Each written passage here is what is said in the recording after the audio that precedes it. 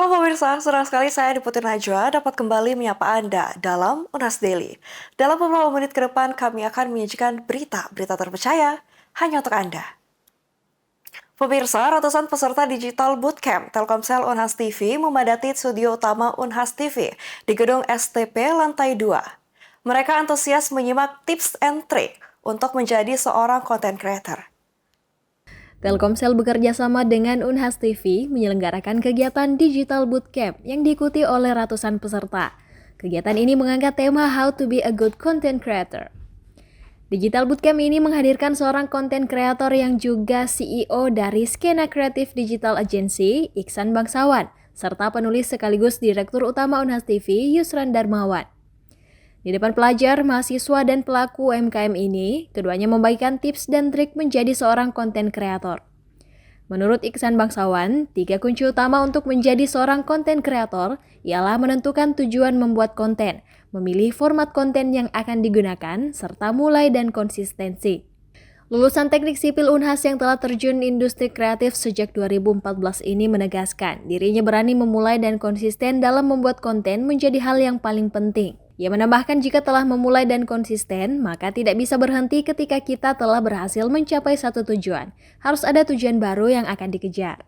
Paling penting adalah mulai dan konsistensi. Mulai sekarang, besok mulai lagi, minggu depan mulai lagi. Jangan pernah putus sampai kamu capai titik goalsmu yang pertama. Kenapa yang pertama? Karena setelah goals pertama kamu udah selesaikan, bikin goals yang baru lagi. Sedangkan Yusran Darmawan dalam memaparkan materinya, ia menyebut hal lain yang juga perlu untuk diperhatikan, yakni menentukan audiens yang disasar, mengikuti topik yang lagi tren, serta menjadi autentik atau memiliki ciri khas sendiri. Materi yang dibawakan pun mengundang antusiasme besar dari para peserta, terlihat dari sejumlah peserta yang aktif berinteraksi dengan pemateri saat sesi tanya jawab berlangsung. Sementara itu, Officer Youth Community and Lifestyle GTM Region Sulawesi Telkomsel, Sri Aslinda Septiani, menyebut latar belakang Digital Bootcamp ini diselenggarakan ialah melihat animo pemuda saat ini yang lebih banyak membagikan aktivitasnya melalui media sosial. Sri Aslinda mengungkapkan saat ini Telkomsel fokus ke segmen anak muda dan acara ini berupaya untuk mengarahkan anak muda agar dapat menghasilkan konten-konten yang berdampak positif. Digital Bootcamp ini bekerja sama Telkomsel antara Unhas TV sebenarnya melihat animo dari sekarang anak-anak muda lebih suka membuat konten, apalagi sosial media untuk mengisi kegiatan mereka sehari-hari gitu. Jadi apapun yang mereka lakukan, apapun yang mereka kerjakan pasti akan diabadikan melalui konten. Nah, melihat dari situ kami sebagai salah satu provider yang memang lagi fokus ke segmen youth, anak muda, melihat potensi ini untuk melakukan kegiatan seperti ini untuk kayak mengarahkan mereka biar kontennya itu lebih bermanfaat gitu, ada manfaat yang mereka hasilkan dari apa yang mereka buat, seperti itu sih. Sri Aslinda menambahkan Digital Bootcamp ini merupakan kegiatan pertama Telkomsel yang melibatkan mahasiswa. Ia pun berharap kegiatan ini bisa menjadi awal yang baik dan akan terus berlanjut dengan mengangkat tema-tema menarik lainnya yang berkaitan dengan kehidupan mahasiswa. Eva Syarahman, Muhammad Syaiful, Unhas TV. Pemirsa, masalah stunting menjadi sorotan utama di Kabupaten Jeneponto, Sulawesi Selatan. Penelitian terbaru Muhammad Rais Ibrahim tentang model komunikasi pendamping sosial (PKH) dalam mencegah stunting di kabupaten ini mendorongnya meraih gelar doktor. Berikut liputan selengkapnya. Sidang promosi Dr. Muhammad Rais Ibrahim dilaksanakan di Aula Prof. Syukur Abdullah, Fakultas Ilmu Sosial dan Ilmu Politik, Universitas Hasanuddin Makassar, 12 November 2024.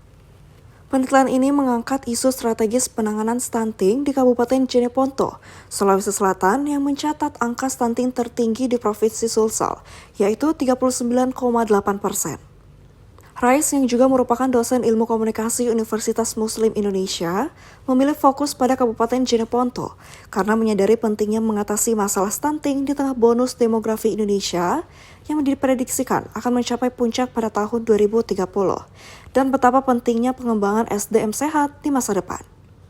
Model komunikasi yang dikembangkan Rais ditargetkan dapat membantu pendamping sosial PKH di Jeneponto untuk meningkatkan kesadaran masyarakat tentang stunting dan pencegahannya. Penelitian ini diharapkan menjadi rujukan untuk meningkatkan kualitas kehidupan di Jeneponto dan daerah lain dengan kasus stunting tinggi. Kesulitannya yang pertama bahasa, ya, karena saya sendiri bukan asli Jeneponto, tentu hambatan bahasa itu di dalam melakukan penelitian sulit, ya. Kemudian tetapi menariknya, ya, orang-orang di sana itu welcome terhadap orang baru sehingga masyarakat Jeneponto membantu kita untuk turun langsung ke lapangan untuk mencari data seperti itu. Harapannya adalah semoga hasil penelitian ini dapat bermanfaat untuk semua orang, khususnya di Kabupaten Jeneponto. Di Kabupaten Jeneponto bisa berkurang angka stunting, ya, terutama di stunting di sana bukan hanya di Jeneponto tetapi di Sulawesi Selatan juga. Selain disertasi yang menarik perhatian para penguji, kegiatan sidang ini juga dihadiri oleh Profesor Dr. Muslimin Mahmud MSI dari Universitas Muhammadiyah Malang sebagai penguji eksternal. Dengan hasil yudisium sangat memuaskan, Rais dinyatakan lolos dengan gelar doktor. Ustaz Dr. Dasat Latif, salah satu penguji internal, juga memberikan pesan dan apresiasi khusus kepada Rais. Menurutnya, gelar doktor harus didapatkan dengan perjuangan yang benar, bukan sembarangan. Pernah merasakan bagaimana susahnya jadi doktor. Karenanya acara ini kita tentu berbahagia karena satu dari anak bangsa ini, terutama dari Sulawesi Selatan, ada lagi saudara kita jadi doktor. Karenanya menjadi motivasi buat adik-adik sekalian, terutama yang menjadi staf akademik, mengajar, mesti harus jadi doktor, tapi bukan doktor abal-abal yang tidak pernah kita dengar kuliah, tiba-tiba jadi doktor. Kalau ini memang sekolahnya bagus, ya, dilalui dengan segala perjuangan, maka mengapresiasi. Allah sendiri dalam Al-Quran memberikan apresiasi kepada mereka yang belajar. Yarfa'illahu alladzina amanu minkum walladzina utul ilma darajat. Allah angkat derajatnya orang yang beriman dan berilmu pengetahuan. Tentu saran saya jangan mengedepankan ilmu tanpa iman. Itulah sebabnya Al-Quran menjelaskan Iqra, baca. Dengan catatan Bismi rabbikal ladzi khalaq, atas nama Tuhanmu. Kaji semua pelajaran, ekonomi, komunikasi. Kalau di sini komunikasi dengan catatan bukan kebanggaan diri, tapi Bismi rabbikal ladzi khalaq, membesarkan nama Tuhan. Rais menjadi dokter setelah menempuh pendidikan sejak tahun 2020 di Unhas dan memfokuskan penelitiannya pada kajian model komunikasi untuk pencegahan stunting. Kedepannya penelitian ini diharapkan dapat diimplementasikan di daerah lain dengan tingkat stunting serupa. Andi Putinaja, Zara Sabita Suceng, Unas TV. Pemirsa, pernahkah Anda merasa ngantuk setelah makan kangkung? Apakah ngantuk setelah makan kangkung itu mitos? Mari kita telusuri penjelasan ahli dalam liputan berikut ini. Kangkung, sayuran hijau yang kaya akan vitamin A dan zat besi, sering disebut-sebut memiliki efek samping yang menyebabkan ngantuk. Tapi, apakah ini fakta atau hanya mitos belaka? Menurut Profesor Dr. Feni Haju, MSc PhD, Guru Besar Ilmu Gizi Fakultas Kesehatan Masyarakat Unhas, efek ngantuk setelah makan kangkung sebenarnya bukan sesuatu yang terjadi pada semua orang. Setiap tubuh memiliki respon yang berbeda terhadap makanan. Menurutnya, mengonsumsi makanan sehat tak harus dikonotasikan dapat menimbulkan kantuk, karena setiap orang pasti berbeda-beda dalam mendapatkan efek sampingnya. Ya sebenarnya kan kita lihat kalau kangkung itu dulu kan disebut dengan makanan yang berasal dari daun hijau, ya. Daun hijau itu atau kita sebut dengan dark leaf vegetable, ya. Jadi sayur-sayuran yang berdaun hijau itu umumnya dia mengandung tinggi iron, ya. Nah, yang dulu sebut-sebut bisa menyebabkan ngantuk, ya. Walaupun itu kan tidak seharusnya seperti itu, ya. Tapi kan namanya makanan sehat itu kan tidak harus dikonotasikan seperti itu, ya. Tapi terlanjurlah ada opinion, ya. Tapi kalau toh dikatakan ada orang-orang tertentu yang sangat sensitif, ya. Misalnya dikatakan bahwa ada orang tertentu yang kalau dia makan kangkung itu ngantuk, ya, itu bisa saja ada pengaruhnya, ya. Tapi tidak bisa kita generalisir, ya. Sekarang ini setiap orang itu bisa berbeda-beda menangkap masalah atau mendapatkan efek samping atau dapatkan efek yang lain yang bisa saja itu negatif yang dirasakan dengan konsumsi makanan tertentu. Jadi setiap orang mesti berbeda-beda. Seperti itu deh.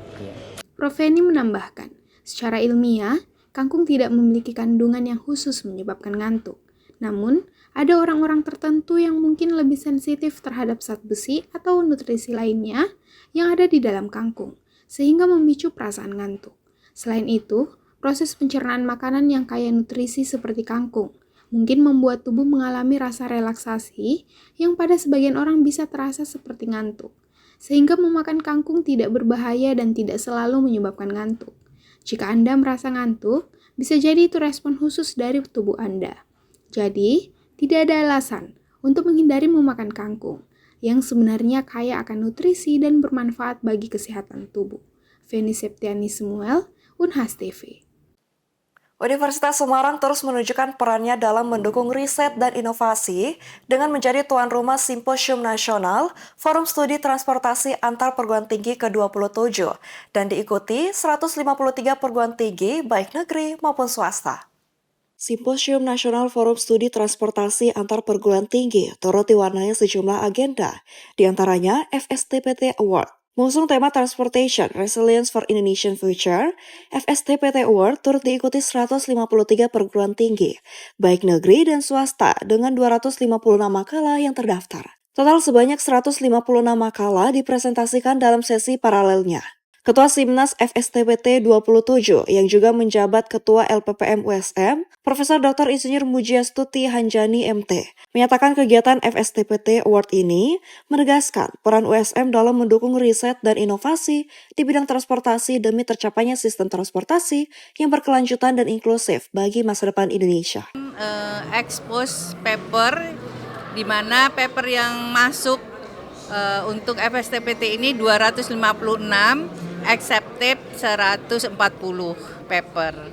Dan tadi sudah dieksposkan, ada 3 jenjang yang dilombakan. Jadi ada S2, juara best paper 1, kemudian S1 juara 1, 2, 3, dan vokasi juara 1, 2, 3. Simposium Nasional FSTPT ke-27 ini menghadirkan pembicara dari berbagai latar belakang seperti akademisi, dinas perhubungan, BUMN, dan pemerintah. Zilal Akbar Mustakbal, mahasiswa dari Politeknik Keselamatan Transportasi Jalan, berhasil meraih juara 1 Best Presenter untuk jenjang sarjana. Kalau saya pribadi mengangkat permasalahan lalu lintas, di mana dari koordinasi bidang kami menghasilkan output yaitu pembangunan flyover. Seperti itu, Kak. Jujur perasaan ini senang dan alhamdulillah dapatkan penghargaan ini, dan penghargaan ini saya persembahkan untuk teman-teman saya dan dosen pembimbing maupun kampus dari PKT Tegal. Dari Semarang, Jawa Tengah, tim liputan SMTV untuk Unhas TV. Pemirsa, berita tadi sekaligus menutup perjumpaan kita pada hari ini. Jangan lupa untuk terus saksikan Unhas Daily hanya di Unhas TV. Saya Andi Putri Najwa mewakili seluruhku yang bertugas pamit undur diri dan sampai jumpa.